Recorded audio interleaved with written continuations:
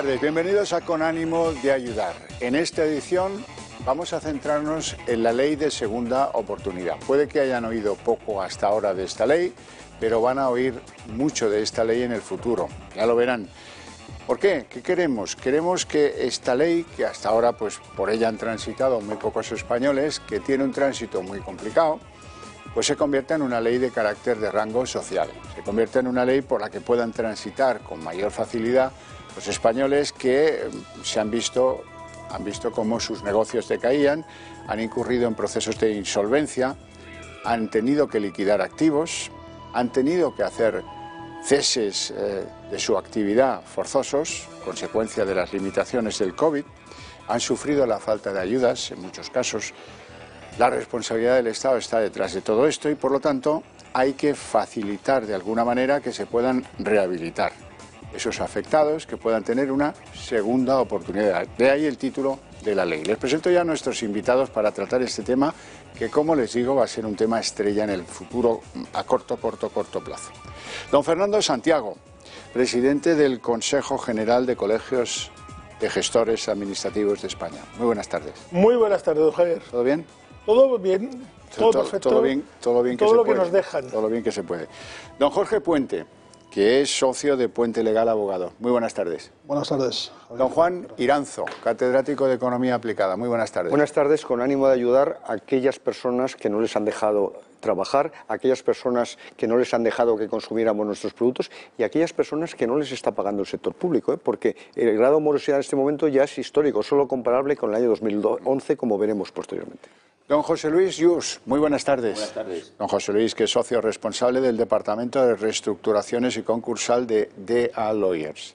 Y, en último lugar, don Iván Medú, que ya nos ha acompañado muchas veces, director de transacciones de LeadPro Advisors. Gracias. Bueno, presidente, lo primero de todo, ¿por qué hablar ahora, precisamente ahora, de la ley de segunda oportunidad? Bueno, si estuviera aquí nuestro común amigo don Julio Ariza, diría porque somos pioneros. Porque una televisión como esta, una televisión económica, tiene que ser pionera de hablar de algo que a la mayoría de nuestros oyentes ni les suena y que va a ser puesto de actualidad en los próximos meses, hasta tal punto que yo estoy seguro que solo se va a hablar de la segunda oportunidad a lo largo del año 2022. Y que es un momento importante ahora por los efectos negativos que está produciendo la pandemia en tantos cientos de miles de pequeñas y medianas empresas y en los autónomos, porque la falta de liquidez precisamente que está dando esta crisis sanitaria es la que está suponiendo que no se puedan pagar o que se estén dejando de tener pagos, teniendo créditos y teniendo obligaciones a su cargo, teniendo en cuenta que además muchos, con la finalidad, digamos, de salvaguardar la situación en la que está, han hecho una huida más hacia adelante pidiendo nuevos créditos, pidiendo ICOs y haciendo que se crezca una bola de deuda ante esa expectativa que nos generó el gobierno de que iba a venir la salvación de los ERTEs y la salvación de las ayudas públicas y la salvación de Europa.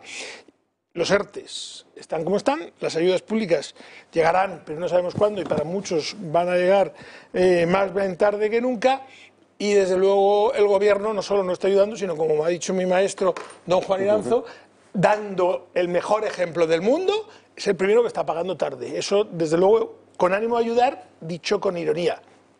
Iranzo, consecuencias económicas y cómo se enmarca en ellas esta ley de segunda oportunidad.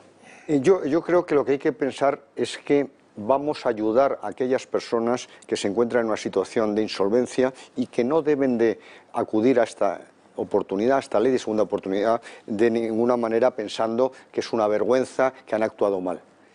Porque eso podía haber sido en algún caso en el pasado. En este momento hay que recordar que esto hay que situarlo en un shock de oferta negativo, súbito, por imposición del gobierno, que ha impedido a muchos negocios operar libremente o les ha impedido operar, como el ocio nocturno, como el comercio, restauración, hotelería, etcétera.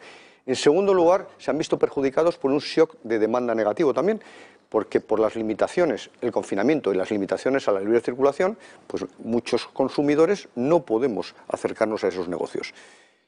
Esos negocios se encuentran en una situación muy delicada y la mayor parte de sus propietarios familiares se han involucrado en el propio negocio, avalando con su patrimonio, etcétera. Por tanto, de lo que se trata es de darles eso, una segunda oportunidad para que tengan futuro. ¿Puedo ampliar una cosita, don Javier? Mira, si vemos el letrero que nos tienen ustedes puesto, la ley de segunda oportunidad se creó para exonerar parte de la deuda de particulares y autónomos. Pero esto se ha ido tan de madre que es que ya es para ayudar al padre que ha ayudado a su hijo, al hijo que ha ayudado al hermano, al amigo que ha avalado al otro, o simplemente a alguien que ni pensaba que esto le iba a ocurrir, que es a un trabajador en una empresa más o menos razonable, con un puesto de medio decente, que tenía su hipoteca, sus dos cositas, que su empresa está cerrada, que el ERTE no le da y que las ayudas no le llegan y que la hipoteca se le va acumulando. Abrimos entonces el fondo del armario de cómo está la cosa de la ley de la segunda oportunidad, cómo se legisló y qué fines perseguía hasta ahora. Jorge Puente. Bueno, la ley de segunda oportunidad centra en una reforma de la ley concursal del año 2013. Posteriormente tenemos un Real Decreto legislativo en el año 2015 y la posterior ley en el año 2015, que posteriormente se integra directamente en la legislación concursal. Hay un capítulo concreto de lo que se denomina técnicamente el beneficio de exoneración del pasivo insatisfecho. Y bueno, pues tenemos un capítulo que dentro del concurso de acreedores, esto es legislación mercantil, pues establece el mecanismo de lo que se denomina anglosajonmente el fresh start, el reinicio del deudor una vez pues de aquel pasivo que no puede satisfacer, pues bueno, pues establecer un mecanismo de protección del deudor. Esto es, al final son personas válidas, hay que quitar las connotaciones peyorativas de la segunda oportunidad, máxime en la situación actual. Esto es, va a ser cuando podamos reunirnos en las cenas de Navidad, cuando podamos reunirnos en los cumpleaños, cuando nos dejen hacer la vida normal, pues va a haber un cuñado, va a haber un primo, va a haber un tío que tenga que mirarse la ley concursal, o a un abogado que se dedique a temas concursales por la situación de insolvencia a la que nos estamos viendo abocados. José Luis Lluch, ¿cómo funciona esta ley? Pues como antes comentaba Fernando y Juan, la verdad que estamos en un escenario que para el autónomo, para la persona física, las perspectivas son muy poco halagüeñas. Ha habido estadísticas que dicen que en torno a los 200.000 autónomos están abocados a la quiebra, a la suspensión de pagos, lo cual es una auténtica barbaridad. ¿Qué es lo que pasa? Que claro, hasta que surge la ley de la segunda oportunidad, una ley que tiene mucha ya trayectoria en otros países, aquí es relativamente temprana, nos encontramos con una situación que era bastante extraña, porque si una empresa, una compañía, iba a concurso de acreedores, una vez que se liquidaban todos sus bienes, los administradores, los socios, estaban exentos de responsabilidad, siempre y cuando el concurso no hubiera sido calificado como culpable.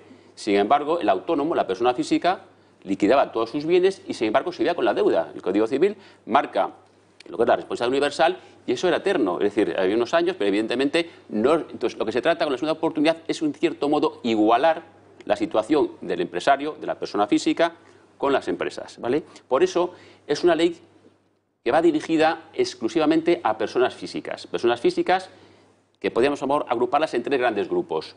Un grupo sí a la persona física, normal y corriente, se ha sobredado, lo que comentábamos antes, una persona que ha pedido deudas, sobre todo deudas de consumo, que está pagando su hipoteca, su casa, etcétera, y que no puede, por el tema de la crisis, el tema del COVID, no puede hacer frente a ellas, pues tienen la cauce de la segunda oportunidad. Otro gran grupo son los autónomos, es decir, aquellos empresarios que tienen su propia empresa y que por la situación que nos encontramos pues no pueden hacer frente tampoco al día a día, y sobre todo cuando cabe el tema de los ICOs y el tema de los ERTES, ahí va a ser enorme, evidentemente, es decir, va a surgir un montón de deudas, etcétera, que no pueden hacer frente. Y finalmente, y es una figura que se aplica muchísimo, es avalistas. Avalistas no solamente empresarios que están avalando su propia empresa que ha ido a un concurso de acreedores, sino que una vez que la empresa se ha liquidado, el empresario, socio, administrador, ha avalado con sus propios bienes y con lo cual se queda con toda la deuda. Entonces, es un cauce también para los avalistas para conseguir la exoneración y poder empezar de nuevo, que luego ya veremos los matices de cómo se empieza de nuevo, pero sería una forma de empezar de nuevo. Es un poco el marco en el que surge y aquellas figuras en las que se puede utilizar la ley de la segunda oportunidad. Si me permite, si este programa, que tiene un carácter de servicio público importante y de alerta a las personas, hay muchísima gente que está sobreendeudada y que está acudiendo a la desesperada a cualquier tipo de crédito. Muchísimo cuidado con esos créditos al consumo que ofrecen a través de Internet, que algunos tienen un TAE del 4000%. Así es. Así, por tanto, muchísimo cuidado, y si ya están en ese asunto, vayan a un profesional, a un gestor administrativo, etcétera, porque evidentemente, si en el caso de la revolving, de las tarjetas revolving, ya a partir del 24% se considera que no era adecuado en el escenario actual, por favor, hablen con un profesional, porque es intolerable que les estén cobrando el 4000%. Pues enlazando con lo que dice Juan, yo soy mediador concursal, veremos, es una figura que tiene mucha importancia dentro de lo que es el proceso de conseguir la segunda oportunidad, y nos estamos encontrando que muchos de los usuarios que vienen, de los consumidores, el listado de acreedores sobre todo son empresas precisamente de consumo y empresas, en cierto modo, pues con unos tipos de interés altísimos, es decir, han entrado en esa dinámica sin asesoramiento de ningún tipo, y claro, llegan situaciones que luego ya pues tienen muy difícil solución. Se es llama muy típico. la necesidad. Se llama la necesidad. Se llama la necesidad. Por eso, si puedes asesorarte antes, mejor. Evidentemente, siempre tienes capacidad de asesoramiento, también es verdad. No todo el mundo puede hacerlo. Quiero hablar contigo de esto que cuando en el 2019 la ley de segunda oportunidad la transitaba muy poca gente, pues 6.250 a números redondos, pero ya vemos cómo lo que toca al año 2020, el año del lío de la pandemia, ya hoy podemos hablar de que eso se ha doblado y más. Estamos por encima de 13.000 casos. ¿Cómo explicarías tú lo que va a venir? Bueno, efectivamente, si lo comparamos con años anteriores, sobre todo hasta el 2019, sí que los casos están incrementando exponencialmente. Pero, sin embargo, si lo comparamos con el resto de los países del entorno, son cifras muy ridículas comparado con lo que va a venir. Es decir, si te das cuenta un poco en las cifras, estamos hablando de 6.000 casos en el 19, aproximadamente el doble en el 20, pero es que los países vecinos están cerca de los 200.000 casos del año 19. Entonces, y eso es, precisamente lo anticipaba José Luis, son cifras que estamos estimando que más o menos son las que se van a producir a partir del año que viene. Con lo cual va a suponer un aluvión y como hemos hablado en algún otro programa, en situaciones excepcionales se necesitan medidas excepcionales. Y una vez más aquí se van a tener que tomar estas medidas para tratar de satisfacer a toda esta gente que se va a refugiar en este paraguas, ¿no? Adquiere una dimensión social. Absoluta. Don Fernando Santiago, vamos a ver, ¿esto es realmente una segunda oportunidad? Bueno, don Javier, a este lado de la mesa estamos los amateurs, y a ese lado están los profesionales, pero yo como amateur o como experto en otras materias, yo voy a decir algo que a lo mejor a alguien le sorprende. Yo creo que no es todavía, hoy como está la ley, una ley de segunda oportunidad de verdad clara. Primero, culturalmente hablando. En España se considera a alguien que quiebra un fracasado. Y por lo tanto, como se considera un fracasado, imagínense ustedes a una banca que tiene un recordatorio de memoria en el que tú te acoges a la segunda oportunidad y luego el día de mañana, cuando estás empezando, empiezas a ir, pides un préstamo y lo primero que te van a sacar es la tacha de que en su día te acogiste a la ley de segunda oportunidad, más la lacra social de los que van a trabajar contigo si se enteran que tú has sido una persona de segunda oportunidad. Y luego, jurídicamente, hay que decir que es que esta ley, como está en estos momentos, nos deja cero. Es verdad que no nos dejan ni a -5, ni a -4, ni a -3, ni a -10. Pero tampoco nos dejan +1, nos dejan un cero absolutamente total. Y yo también me imagino a un padre de 45 años o de 55 años, toda su vida trabajando como un desgraciado, con 2 hijos, etcétera, y que de repente a la noche de mañana se queda cero y tiene que empezar. Yo creo que esta ley de segunda oportunidad del gobierno ahora lo que tiene que hacer es trabajarla bien y mejorarla, porque igual que hemos aprendido de informática tanto como hemos aprendido con esta pandemia, hemos avanzado, yo creo que de impagos, yo creo que de concurso de acreedores y de segunda oportunidad estamos aprendiendo. Lo habéis dicho, 6.000 contra 200.000 hace un año. Año posterior a la pandemia, nosotros estamos hablando de cifras de 200, de 300 o de 400.000. Que aprendamos rápido de lo que hay, porque como está la actual ley, que fue buena o que sería buena para lo que había anterior, creo que no es ley de segunda oportunidad para lo que viene. Y sobre todo, Javier, se precisa más ICO, más ayuda directa para salir adelante, ICOs y ayudas que no llegan. No, y además, si me permites un momento, que pague el sector público. Eso lo primero, porque está creando un problema de liquidez enorme. En concreto, debe 83.000 millones de euros el sector público al privado. El 52% lo debe la Administración Central, el 22% los ayuntamientos y el 12,5% a partes iguales la Seguridad Social y las comunidades autónomas. Por tanto, eso está generando un problema de liquidez de caballo. José Luis, ¿qué significa exactamente eso de quedarse a cero? ¿Qué significa respecto de la vivienda con la que avalaste? ¿Qué significa que de verdad quedarse en cero? Es un poco lo que decía Fernando en ese sentido. Es decir, normalmente cuando se habla de segunda oportunidad, los que han oído hablar de esto, que no son muchos, ni siquiera profesionales muchas veces, que no conocen esta figura o no saben utilizarla, piensan que la segunda oportunidad empieza, oye, pues he fracasado y paso por la segunda oportunidad y sigo adelante. No, es muy complicado el tema, es mucho más complicado. ¿Por qué? Porque la ley te obliga a vender todos tus bienes a partir de cero. Entonces, en el supuesto que seas autónomo, seas persona física, seas avalista, también de una empresa que ha quebrado, que ha suspendido pagos o que ha concursado, el problema con que te encuentras es que para poder acogerte a la segunda oportunidad el proceso es muy largo, es muy largo.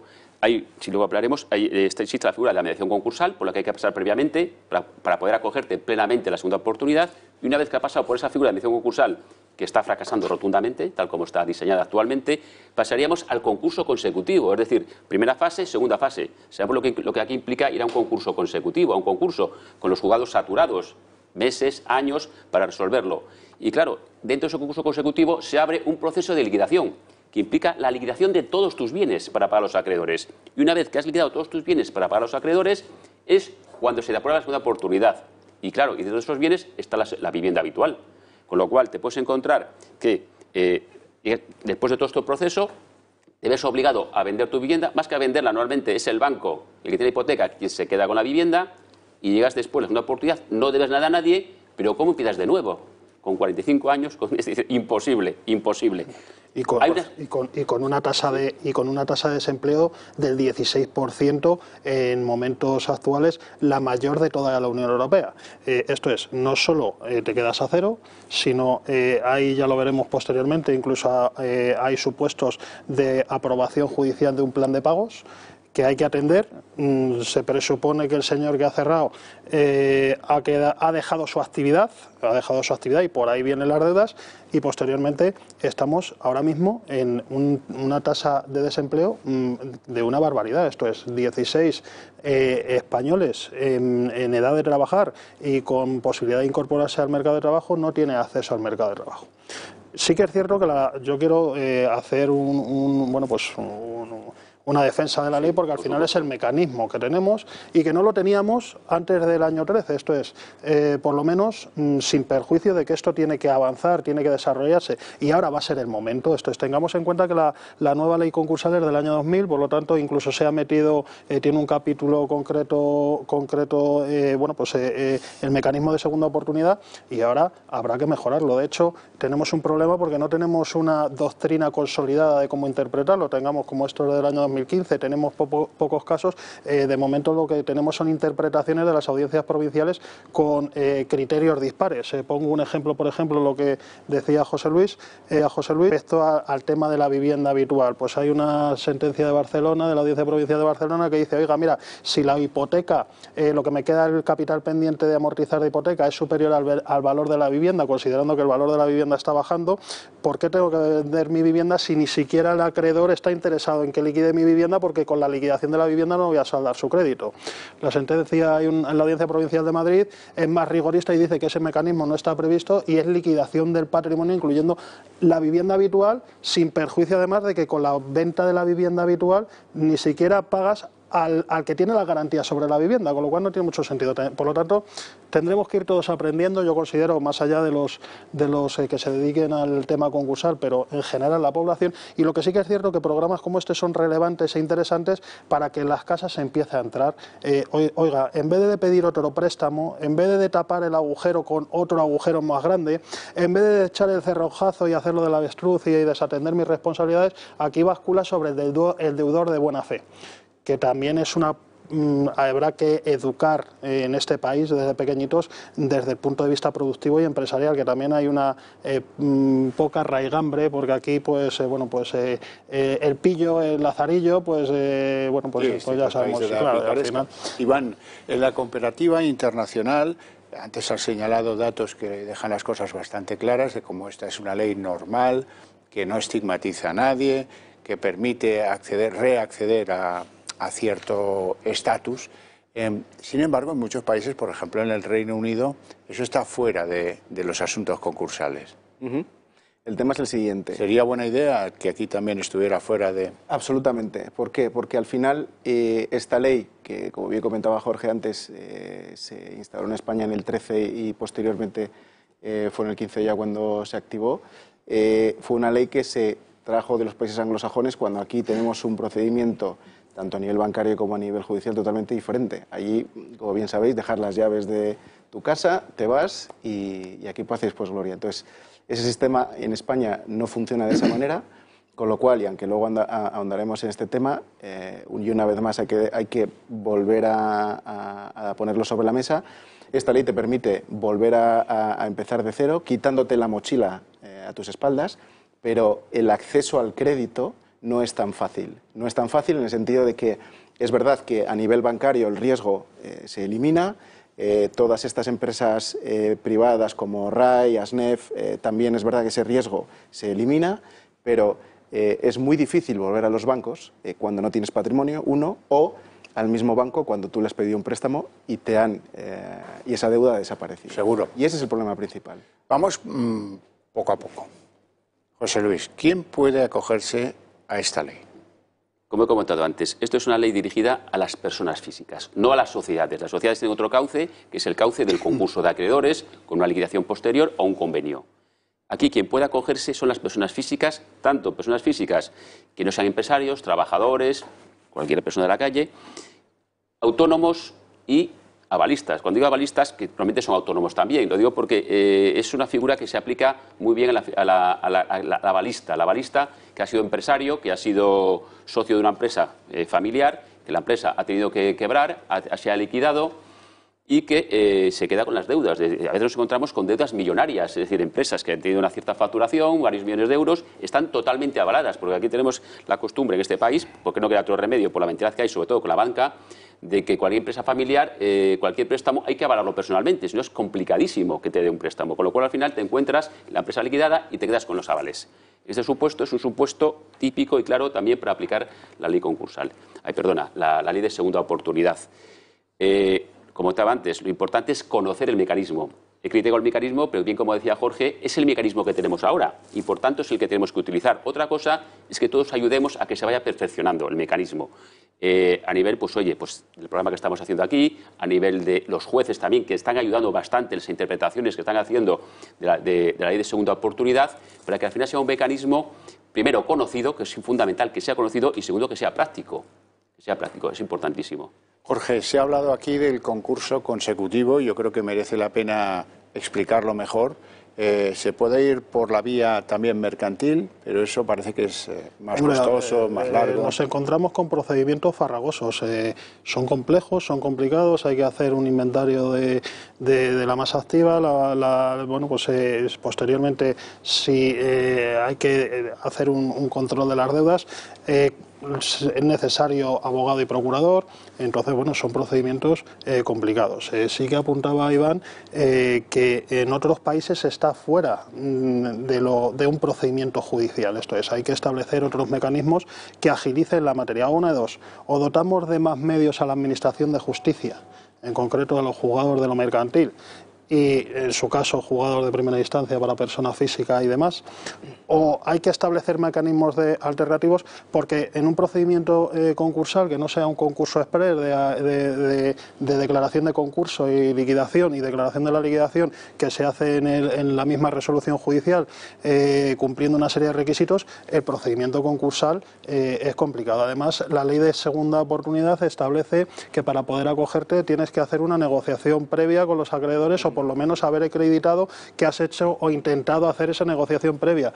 con designación, nombramientos de mediadores concursales con una escasez de medios económicos en cuanto a la labor de mediación que provoca la negativa de los propios mediadores a asumir el cargo y la responsabilidad de hacer la labor de mediación. De tal manera que incluso en la ley, creo recordar que es la 11 o la 13/2021 de agilización de la Administración de Justicia, se ha limitado esa designación de administradores a 2, o sea, porque incluso llegamos al absurdo de nombrar, de que van por lista. Entonces, todo esto es tiempo. Un señor que está en una situación de insolvencia, vamos a ver, porque lo entienda la gente de la calle, vienen al despacho y vienen llorando. Yo me pongo un ejemplo del lunes concretamente de gente que está con ansiolíticos antidepresivos y que no duerme por la noche, o sea, y son gente que son gente productiva y que hay que reinsertar en la sociedad, o sea, la ley lo que prevé es la reinserción de personas que son productivas y son válidas.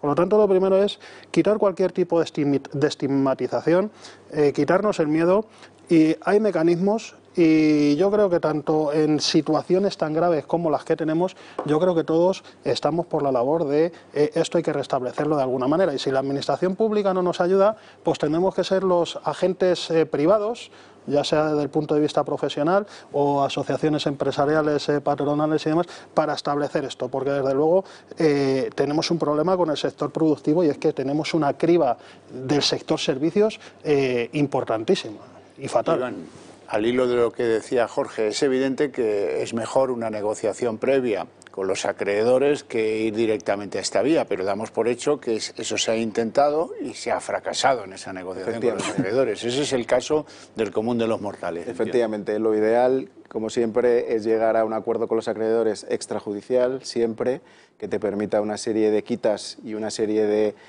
aplazamiento de los pagos para poder solventar esa deuda que tienes.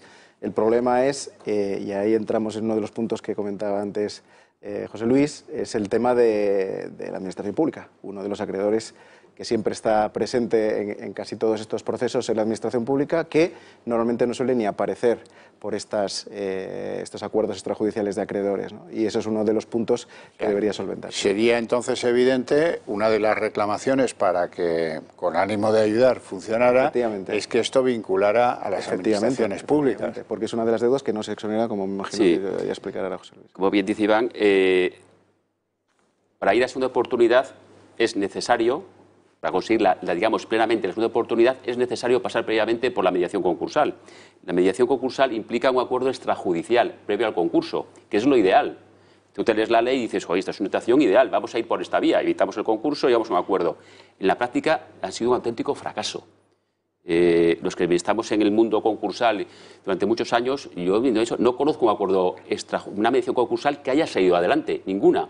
¿Por qué razones? La primera por la que he apuntado. Primero, porque no afecta, esos acuerdos que se pueden firmar no afectan a las administraciones públicas, con lo cual lo primero que hay que pedir, incluso desde este foro a las administraciones públicas, es que, y además es una petición que se está haciendo desde el ámbito profesional, que los acuerdos extrajudiciales afecten también en las administraciones públicas, que entren dentro, porque si no, evidentemente, no tiene mucho sentido. Luego también, importantísimo, la colaboración de las entidades financieras. ¿Qué pasa? Que normalmente cuando vamos a una situación de morosidad de una persona física, de un pequeño empresario, es que las entidades financieras ni siquiera se molestan en acudir ni participar, con lo cual es imposible sacar adelante ese acuerdo extrajudicial de pagos, porque ni siquiera, no es que se opongan, es que ni siquiera participan, con lo cual es importante también que las entidades financieras del sector financiero ayude a los autónomos. Y luego, perdona, ya como último punto, cuando te interrumpa, el tema de cómo se paga la mediación concursal. Es decir, hay unas tarifas establecidas que una mediación concursal que puede ser entre mediación concursal, concurso consecutivo, son 1 año, 2 años de duro trabajo para un profesional y a lo mejor, tal como está escrita la norma ahora, pues son 500, 1.000 euros. Eso es lo que sale de las tarifas establecidas por ley. Así es imposible que consigas que realmente profesionales que se involucren en el proceso, porque es imposible, con eso no puedes pagar una infraestructura si te dedicas a mediación concursal. Bueno. Sí, es que el sector público se supone que tiene que ayudar a los autónomos, a los particulares, a las empresas, en un momento especialmente extraordinario, en gran medida provocado precisamente de tal manera que precisamente es el primero que se tendría que involucrar en este asunto. ¿Y qué sucede? Pues al igual que veíamos en otros programas, que si retrasabas el pago de los impuestos tenías que pagar el 3,75% de intereses de demora, pues en este caso no acepta las quitas. Como mucho acepta las quitas del hasta el 70% en los intereses y las multas, pero no en el principal. Por tanto, ya está distorsionando todo el proceso, tanto en el preconcurso como luego en el concurso.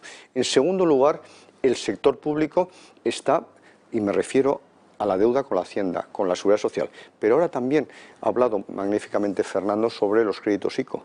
Es que precisamente si se plantea un problema también con un crédito ICO, este tiene una situación privilegiada respecto al resto de los créditos de la banca, etcétera. Es decir, no va a ir tampoco a ese acuerdo ni va a admitir una quita. Y a más acabamos de conocer que precisamente quien esté en mora, que en esta situación es bastante lógico, no puede ir a alargar el periodo del crédito. Por tanto, es la propia administración pública la que te está estrangulando y la que te está impidiendo que te aproveches suficientemente de esta ley de segunda oportunidad. A mí sí que me gustaría resaltar una cosa importante, como se ha dicho en la mesa, que lo que estamos buscando es que siga tu vida activa, tanto en lo que se refiere a tu vida personal como a tu vida profesional. Por tanto, es verdad que no se parte exactamente de cero, se parte en cuanto a deudas, pero te dejan aquellos instrumentos, aquellos activos, etcétera, que necesites para realizar tu actividad profesional y además también unos ingresos mínimos para garantizar una supervivencia que la ley creo que dice exactamente digna. De tal manera que tiene sus ventajas, pero para mí en este momento el inconveniente, aparte de los asuntos de la banca, etcétera, que se han comentado aquí, es precisamente una vez más el sector público. El sector público se supone que es el culpable de esta situación, no paga y además pone todo tipo de dificultades. Don Fernando Santiago, tenemos dos problemas. El primero es cultural. Venimos de una cultura, la de este país, en la que alguien que fracasa es como a uno que mandan al lazareto de los leprosos, aunque no tenga lepra. Ya está. Y en segundo lugar, hombre, no se puede quedar fuera el sector público de esta vía de reingreso al mundo de los vivos del que ha tenido un fracaso empresarial. Efectivamente, el problema es que el sector público se queda fuera en todo. Es decir, cuando le interesa se queda fuera en todo. Se queda fuera los reguladores, se queda fuera en los tipos de interés, se queda fuera a la hora de cobrar recargos. Es decir, y estamos hablando del sector no de la segunda oportunidad, sino de la 18ª oportunidad, porque dígame usted, en este año de pandemia, ¿cuántas oportunidades nos ha pedido? No que le hemos dado los ciudadanos al gobierno, ¿cuántas oportunidades nos ha pedido el gobierno? Y siempre lo mismo, hombres que comprendan ustedes, etcétera. Pero miren ustedes, señores del gobierno, empiecen a tener ustedes esa empatía y empiecen a redactar en condiciones una ley. Yo creo que estamos en un momento, insisto, malo, pero bueno a la hora de empezar a hacer las cosas. Pero usted ha dicho una cosa al principio y permítame que me largue un minuto más en la respuesta. Cultura. La cultura es para el gobierno, pero yo me dirijo ahora a las familias, a los empresarios. Cultura para el empresario. Miren ustedes, lo primero que hay que hacer es ponerse en manos de un buen asesor. Podemos ser los gestores administrativos u otros muchos que hay. Yo recomiendo un gestor administrativo porque soy el presidente. Que te ordene y que te lleve bien la empresa. Él te va a saber decir cómo van las cosas, si puedes o no puedes pagar. Él te va a ayudar a financiar o no financiar o a ayudar a los bancos. Y en esa situación, si realmente tú profesional, pero uno bueno, te dice, cuidado cómo están las cosas, es cuando tenemos que ponernos en manos de profesionales como Iván, como José Luis. A mí nunca se me ocurriría llevar una ley de segunda oportunidad ni meterme, a pesar de que yo también soy mediador y tengo el título de mediador concursal, pero nunca me metería, porque no sé, porque para eso tiene que haber un experto, porque esta ley, que puede ser buena, puede ser también muy mala, teniendo en cuenta, como nos ha dicho Iván, que te deja sin nada. Te deja sin nada en un país de estigmatizaciones. Por lo tanto, lo que hay que hacer es tener mucho cuidado con estas cosas y a los señores del gobierno que se pongan a trabajar pronto, rápido y bien en una ley de segunda oportunidad de verdad. Porque viene un año 2022 muy complicado. La pandemia a nivel de salud acabará con las vacunas, como nos están diciendo. No lo dudo, no soy sanitario, no lo dudo. Yo lo que le digo a ustedes es que la pandemia no va a acabar en el 2021. Me atrevo a asegurar que la pandemia no va a acabar en el 2022.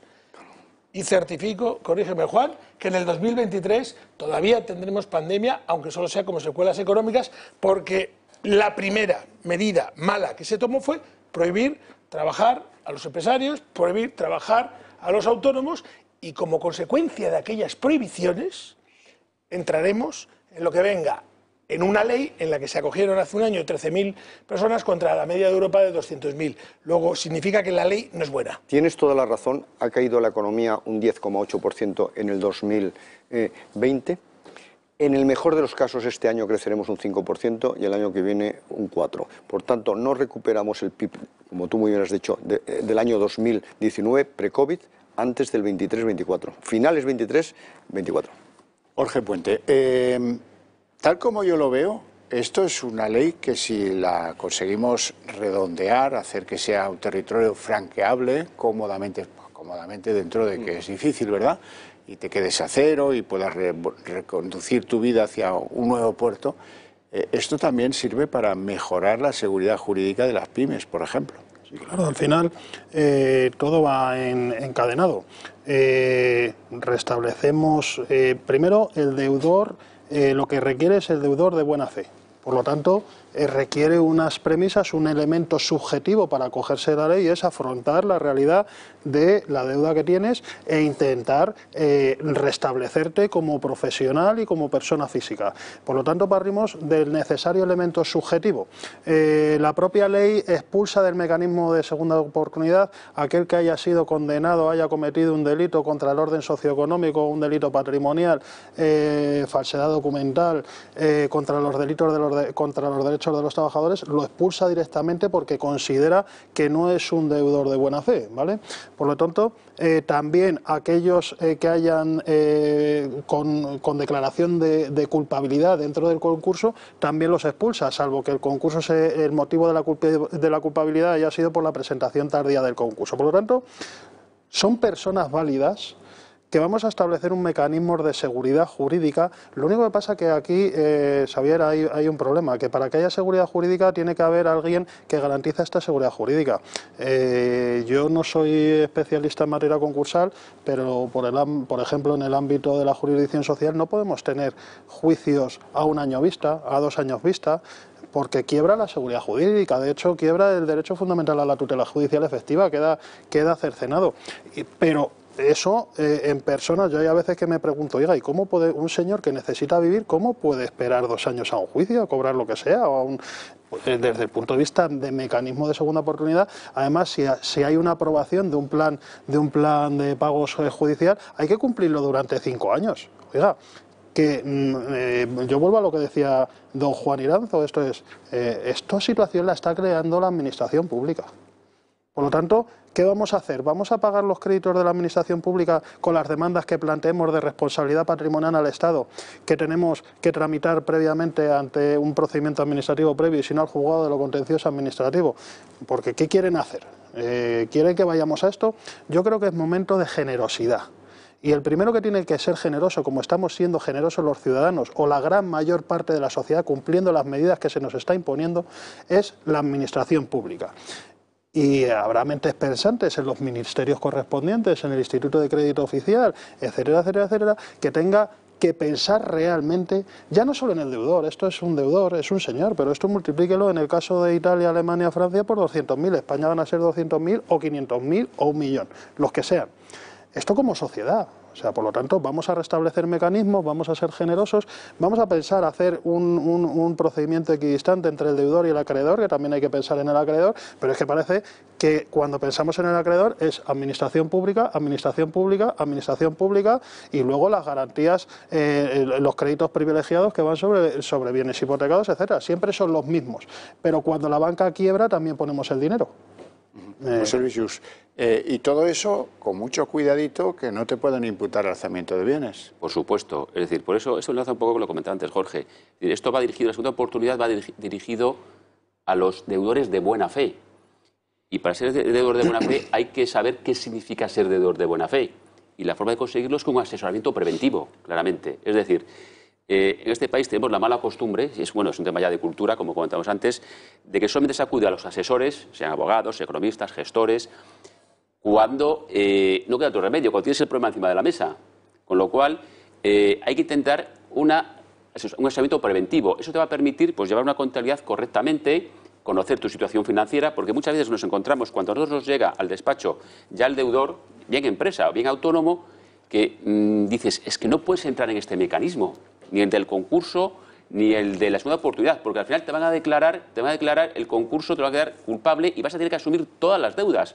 ¿Por qué? Porque formalmente no has hecho bien las cosas, porque no has pagado lo que tenías que pagar, porque no tienes depositadas las cuentas, etcétera. Con lo cual, es muy trasladar, oye, que todos estos mecanismos, que son los que tenemos, aunque sean imperfectos, pero son los que tenemos y hay que utilizarlos, parten de la premisa de que las cosas están bien hechas anteriormente. Requieren medicina preventiva. Eso es fundamental, la medicina preventiva. Yo solo quiero hacerle una matización a José Luis, y que Dios me libre a un profesional hacer la matización. Por supuesto. Es lingüística, simplemente. Normalmente no entro en ella, pero una cosa tan importante en la que hay tanta en juego tengo que entrar.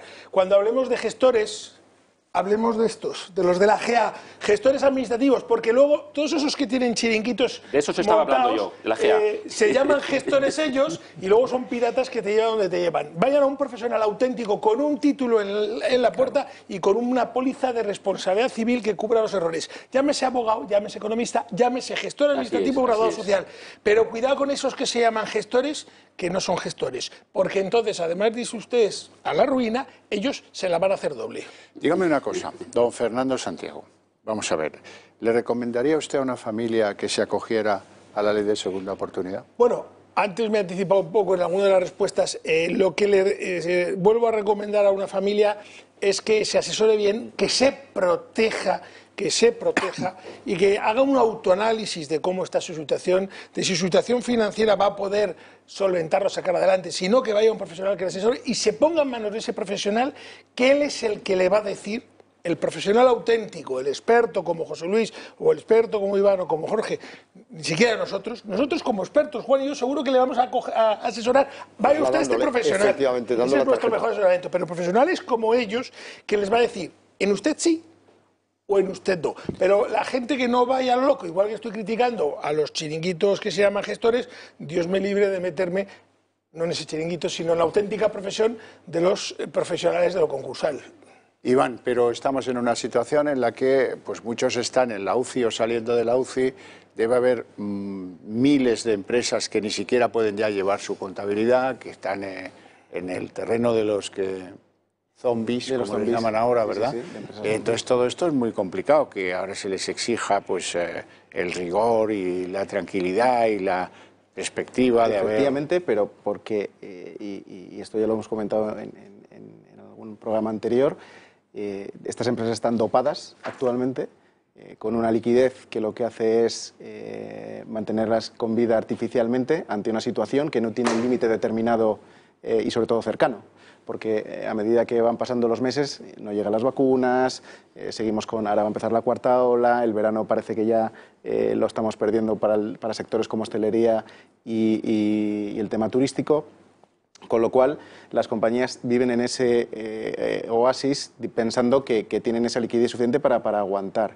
Entonces es en este momento cuando tienen que hacer ese análisis previo y decir hasta aquí podemos llegar antes de incurrir en cualquier otro, en volver a endeudarse cada vez más. Es ahora cuando hay que hacer ese análisis para ir a concurso y en caso de que vaya adelante el acudir a la segunda oportunidad, teniendo en cuenta además que estamos ahora con el tema de la moratoria concursal, que eso no exime y que no es una herramienta que se deba de dejar de utilizar hasta fin de año porque estemos dentro de ese paraguas. Las compañías tienen que usar esto como herramienta para poder salir de esta situación. Dicho esto, creo que una vez más estamos con una ley concursal y con una ley de segunda oportunidad que es la que tenemos y a la que hay que acudir, sí, porque es la que tenemos, pero ya vamos tarde para hacer las modificaciones que tenemos que hacer para que el año que viene, porque simplemente ponernos en situación de que 200.000 personas, autónomos en este caso, acuden a esta ley con una media de deuda de 100.000 euros, o sea, multiplica eso, el roto que puede hacer a las entidades financieras y lo que supone de restricción de crédito para el año que viene. O sea, es decir, aunque yo salga de aquí, ¿quién me va a prestar un euro? Has dicho una cosa que me ha parecido, fíjate, de toda la parte técnica, que a lo mejor pasa desapercibida, que has hablado del dopaje de las empresas. Cuidado que las empresas están dopadas. Utilizando el mismo término lingüístico, ¿saben ustedes lo que pasa con las personas cuando están dopadas? El gran problema de personas dopadas, cuando se acaba el dopaje. ¿Y cuándo se acaba este dopaje? Cuando quiere el camello. Entonces, tengamos mucho cuidado, porque el camello cuando quiere sacar el dopaje o sube el precio o reprecio. Y en este caso quien está suministrando este dopaje es el gobierno. Y este dopaje se va a acabar cuando el gobierno quiera. Y el 9 de mayo acabará esta alarma. Y cuando a este gobierno le interese políticamente que esto acabe, lo cortará. Y entonces los dopados van a tener el síndrome ese post. Iranzo, tú que tienes experiencia de trato con las administraciones públicas, cambiar esta ley por algo que se parezca a un mecanismo de solidaridad va a ser muy difícil. Sería coherente con esa propia afirmación del presidente del Gobierno el pasado 14 de marzo cuando dije no vamos a dejar a nadie tirado. Bueno, pues hay un montón de gente, empezando por esos 200.000 autónomos, etcétera, que están. Por tanto, evidentemente estamos ante una situación muy especial que podría vincularse precisamente, no a ayudas, Porque yo creo que esto lo que se podría vincular también es a todo un proceso de indemnizaciones. Se ha expropiado la capacidad de trabajar y por tanto hay que indemnizar o hay que condonar deudas o hay que y las primeras las del sector público, porque son al final en este momento las más costosas y las que son a más corto plazo. Por tanto, dentro de ese plan de ayuda, que es ineficiente absolutamente, porque se establecen, por ejemplo, se dedican 3.000 millones, y aquí lo hemos comentado, a la refinanciación de los créditos ricos, y no se puede hacer si estás en una situación complicada. Por tanto, efectivamente, eso sería lo óptimo. Pero como su óptimo, que el sector público ponga algo de su parte y no todo tipo de obstáculos inconvenientes como nos encontramos habitualmente, porque además, conectarse, salvo a través de estos señores, los gestores administrativos, en este momento, ponerse en contacto con la administración pública, es todo un drama. Tarea imposible. Bueno, faltan mediadores de todos estos procesos, faltan juzgados para atender el aluvión que se nos viene encima. Si no hacemos una previsión de lo que es necesario, va a ser dificilísimo que la gente que acuda, que transite por la ley de segunda oportunidad, pues se vea amparada por ella.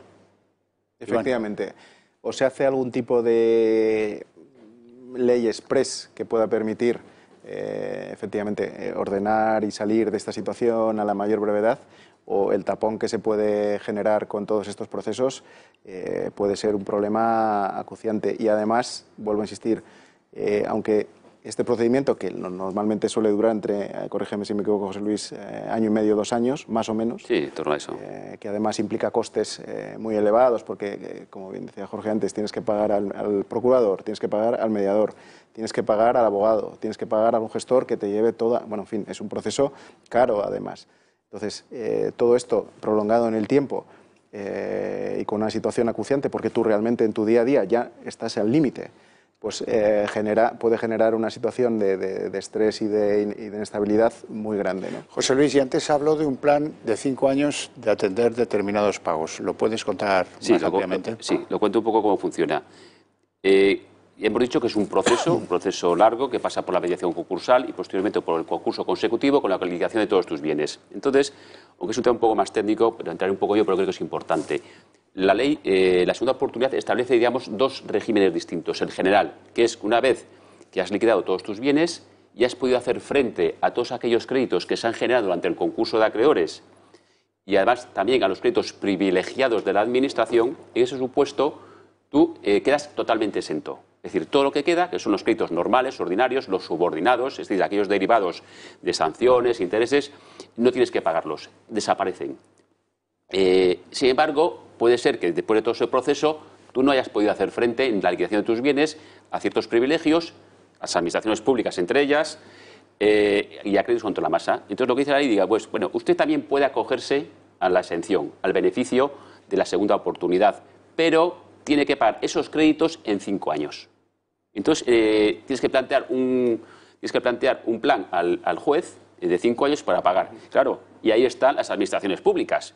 De hecho, como comentaba antes, sí es verdad que la jurisprudencia, los jueces han ido ayudando al deudor porque han ido interpretando los privilegios de la administración pública de forma reduciéndolos al máximo. De eso un tema importante es que, como la ley concursal dice, bueno, hay un plan de 5 años, pero los aplazamientos y la negociación con las administraciones públicas por su tramitación normal, digamos, ¿no? Con lo cual que te encuentras que, claro, tienes un crédito a 5 años, todos los créditos de 5 años, y las administraciones públicas no te conceden los 5 años. Lo que han dicho los jueces, que es muy importante, que vale, que se tramita vía administrativa, pero hay obligación de las administraciones públicas de adaptarse al plan que ha aprobado el juez. Con lo cual, eso es importantísimo. Con lo cual, si tú has cumplido en 5 años, los pagos quedas exento también. Importantísimo. Puede que no llegues a cumplir. Oye, si estás en la situación que has partido de cero, no tienes sueldos, no tienes tal, no puedes cumplir. El juez, una vez pasados los 5 años, puede decir, oiga, si usted ha utilizado al menos la mitad de sus ingresos para pagar el plan que se había aprobado, también le declaro exento.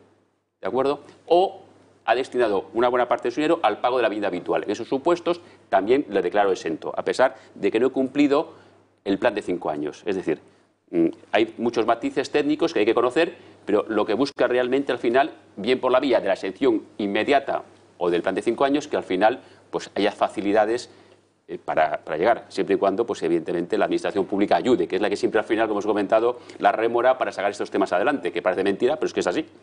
Fernando Santiago, ¿crees que si no se confundiera tan a menudo eso de el patrimonio personal con el que tienes en la empresa, sería necesaria esta ley para los autónomos, para los pequeños empresarios? Naturalmente, la ley siempre va a ser necesaria. Lo que pasa es que en este país es 10 veces más necesaria por la cultura. ¿Quién de los televidentes o quién de los que estamos aquí no ha pedido un crédito para su empresa y lo primero que le ha dicho el banco es tienes que hablar? Y cuando le ha dicho, hombre, si tengo saldo suficiente, y si respuesta del director de banco de turno, hombre, si no crees tú en tu empresa, es la frase, ¿cómo no vamos a creer nosotros en la tuya? Pues yo cuando abro una cuenta en el banco y le deposito 50.000 euros al director, no le pido al que me haga un aval o al presidente del banco, no le pido un aval, es decir, creo aquí.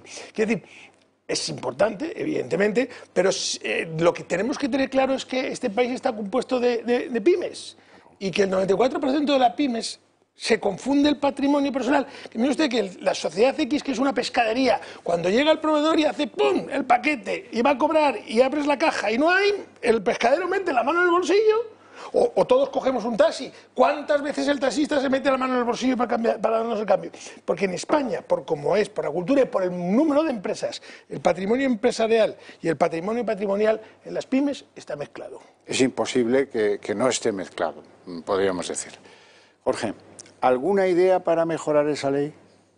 Sí, hombre, bueno, yo desde luego agilizaría todo el mecanismo, daría un gran protagonismo o bien al Instituto de la Mediación Concursal. Yo creo que tiene que adquirir un mayor protagonismo en la tramitación como parte activa de la tramitación previa a la intervención judicial. Yo considero que la intervención judicial tiene que ser el último recurso en el cual, en su caso, para la aprobación, homologación de todo lo actuado previamente. Esto es, vamos a dejar que los profesionales, tanto asesores del deudor como asesores del acreedor y, en su parte, la parte intermedia que hace la labor de mediación, que conoce la ley y que se la sabe y sabe cómo llegar a acuerdos en beneficio de todas las partes, actúe. Abaratamos costes, esto es, vamos a abaratar costes, tengamos a mediadores bien retribuidos y correctamente formados y demás, y dejemos la carga judicial, porque además la carga judicial tiene un problema. Luego están los recursos, la letra pequeña, la interpretación de la ley, el recurso a la audiencia, el recurso al Supremo, etc, etc. No, seamos ágiles, que estamos en el hoyo. O sea, entonces, y esto tiene que ser una labor colectiva. Como ha dicho Iván, tenemos un plazo de moratoria y estamos dopados. Yo decía, estamos en una pesadilla, llevamos un año y un mes en una pesadilla y estamos con ansiolíticos y antidepresivos. Estamos con los ERTEs. Los ERTEs son expedientes de regulación temporal de empleo. Un año y pico de regulaciones temporales. Esa gente va a ir al paro. Y han ido pagando la hipoteca o no, pero es que claro, para el pago de la hipoteca han llamado al padre, han llamado al primo, han llamado al hermano, y esto va en cadena. O sea, que esto, y el que al final, los que gracias a Dios estamos trabajando, estamos generando recursos, pues estamos, bueno, pues era como antiguamente el que tenía la pensión mantenía a la familia. Entonces, pues hay que aligerar. Tenemos algo así como, Iranzo no me dejara mentir, 2.800.000 entre pequeños empresarios y autónomos. Efectivamente, o sea, el 98% de tejido productivo brutal. Son pymes o Vamos autónomos. con un resumen de las cuestiones candentes que hemos ido abordando para ilustrarles el drama en el que estamos de la ley de segunda oportunidad. Decíamos aquí, ¿quién puede acogerse a esta ley? Creo que ha quedado suficientemente claro. Ojo con el alzamiento de bienes y los periodos de retroacción, que también es muy importante. Póngase en manos de un experto. El proceso es demasiado complejo, tiene que ser simplificado sí o sí, echado abajo y convertido en una medida de carácter social. Mejorar la seguridad jurídica de las pymes, eso es importantísimo.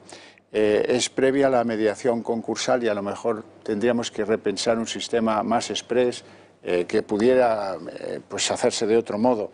El concurso consecutivo, hemos hablado también de él y ahora van a haber algunas dudas más. Minuto de oro para don Fernando Santiago. Muchas gracias, Javier. Pues mi minuto de oro es para los señores gobernantes. Miren, ustedes que han tenido más de una oportunidad, ustedes que están contando con todas las oportunidades del mundo por parte de la ciudadanía, aprovechen, cambien la ley. Dicen que están empezando a cambiarla, muy bien. Pues prepárense para alcanzar los objetivos de esta ley. estudien el derecho comparado, vean lo que se ha hecho en Europa en condiciones con otros países y sobre todo, consulten a los que conocemos el problema de los afectados. Los gestores administrativos, desde luego, estamos a su disposición. Y fíjese, les doy mi teléfono, 91, que luego digan que no les hemos dado el teléfono, 91-541-1213. Colegio de Gestores, pregunten por el presidente, que los gestores administrativos estamos a su disposición. Bueno, pues hemos hecho lo posible por poner a su alcance cuál es el problema detrás de la ley de segunda oportunidad, porque tenemos que abordarla, convertirla en un instrumento válido por el apego que le tenemos a esta sociedad, porque creemos en su futuro, pero hay que ser generosos, se ha dicho aquí antes, esa es una buena idea general. Hay que intentar ser útil y preservar en lo posible un talento, un tejido y una serie de personas sin cuyo concurso nos va a ser a todos mucho más difícil llegar a buen puerto, que es de lo que se trata en esta tesitura económica que tenemos en la sociedad española. Les agradezco mucho a los cinco su presencia, su sapiencia en la materia, su ilustración, la que ustedes ahora ya tienen, a ustedes su paciencia e interés desde sus hogares y les emplazo para el próximo con ánimo de ayudar.